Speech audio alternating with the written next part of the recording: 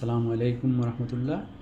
প্রিয় স্টুডেন্ট এবং অভিভাবক, আমাদের অনেক স্টুডেন্ট আছে যারা মনে করেন যে এক সময়ে ভিসার জন্য আবেদন করছিল, কোনো দেশে রিজেক্ট হয়ে গেছে, পরবর্তীতে সে সিদ্ধান্ত নিছে যে আমি আর বিদেশ যাব না। কিন্তু তার পাশের একজন বন্ধু চলে গেছে, খুব কাছের একজন মানুষ চলে গেছে, আবার সে ইন্সপিরেশন পাইছে যে না, হ্যাঁ, কেন আমি পারবো না, আমি ট্রাই করে দেখি। তো সেক্ষেত্রে ফার্স্ট যে কান্ট্রিটা আপনারা চুজ করতে পারেন সেটা হচ্ছে গিয়ে স্টাডি ইন সাইপ্রাস।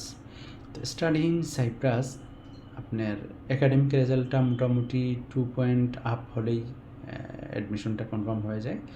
আর আইএলটিএসটা আপনি কোনো ব্যান্ডে যদি আপনি 2ও পান, 3ও পান বা 4ও পান, এটা অন্য দেশের ক্ষেত্রে ব্যারিয়ার হলেও সাইপ্রাসের ক্ষেত্রে ব্যারিয়ার না।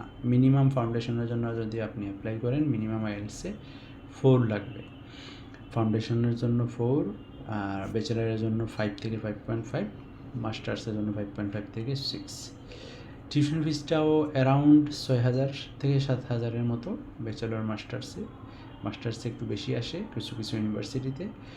ইনিশিয়াল পেমেন্ট সর্বনিম্ন হচ্ছে গিয়ে 4,000 দিয়ে আপনি আবেদন করতে পারেন ভিসার জন্য। যখন ভিসা কনফার্মেশন ভিসা পেয়ে যাবেন, দেন বাকি টাকাটা আপনি পেমেন্ট করতে পারেন। যাওয়ার সময় অবশ্যই $1,600 বা $2,000 মতো সাথে নিয়ে যেতে হবে। তো আবেদনের যে প্রক্রিয়া, সেখানে প্রথমেই আপনাকে একটা মেডিকেল করতে হবে। মেডিকেল সাধারণত গভর্নমেন্ট মেডিকেলগুলো থেকে করা লাগে এবং মেডিকেলের ফিসটাও খুব কম, 1,000 বাংলাদেশি টাকা, 1,000 টাকা। তো এটা আপনাকে একটা এক্সরে করবে চেস্টের। 2 নম্বর হচ্ছে কি আপনার একটা ব্লাড নেবে, সেটা হচ্ছে কি HIV প্লাস হেপাটাইটিস বি, এই টেস্টটা করবে। তো টেস্টের রিপোর্ট আসার পর আপনাকে যেটা করতে হবে যে একটা পুলিশ ক্লিয়ারেন্স রেডি করতে হবে। 3 নাম্বার হচ্ছে গিয়ে আপনার সেলফ অ্যাকাউন্টে অথবা মা অথবা বাবার অ্যাকাউন্টে 16 লাখ টাকার একটা স্টেটমেন্ট দেখাতে হবে।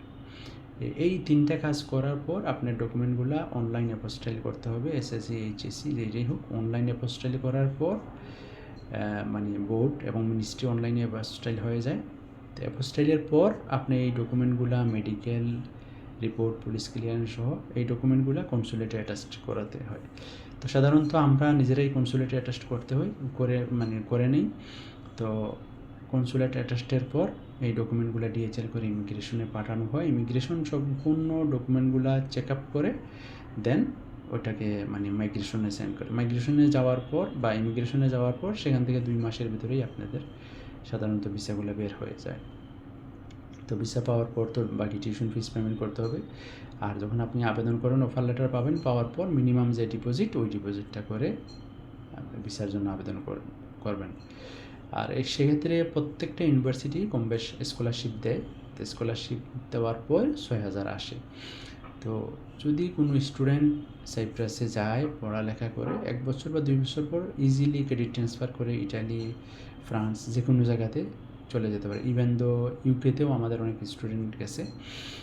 আর যদি আপনি মনে করেন যে না, আপনি এখানেই স্টাডি করবেন এবং স্টাডি করে আপনি ক্রেডিট ট্রান্সফার না, নর্মাল ভিজিটে অ্যাপ্লাই করবেন, সেক্ষেত্রে হলিডে আসার পর আপনি ইউনিভার্সিটি থেকে একটা হলিডে লেটার নেবেন, রিকমেন্ডেশন লেটার নিয়ে আপনার ব্যাঙ্ক স্টেটমেন্ট প্লাস হচ্ছে গিয়ে আপনার যে জবের কাগজ, এগুলা নিয়ে আপনি যখন ভিজিট ভিসায় আবেদন করার জন্য জমা দিবেন, একটা হোটেল বুকিং রিজার্ভেশন লাগবে। দেন আপনি ব্যাঙ্ক স্টেটমেন্টটা জমা দিলে ইজিলি আপনি ভিসা পেয়ে যাবেন, সেনজেন যে কোনো কান্ট্রিতে আপনি যেতে পারবেন।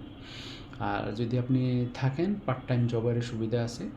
এই জব করে আপনি মোটামুটি পড়ালেখার পাশাপাশি আপনার আদার্স যে এই কোস্টিং আপনি কভার করতে পারবেন, প্লাস ফ্যামিলিতেও আপনি সাপোর্ট দিতে পারবেন।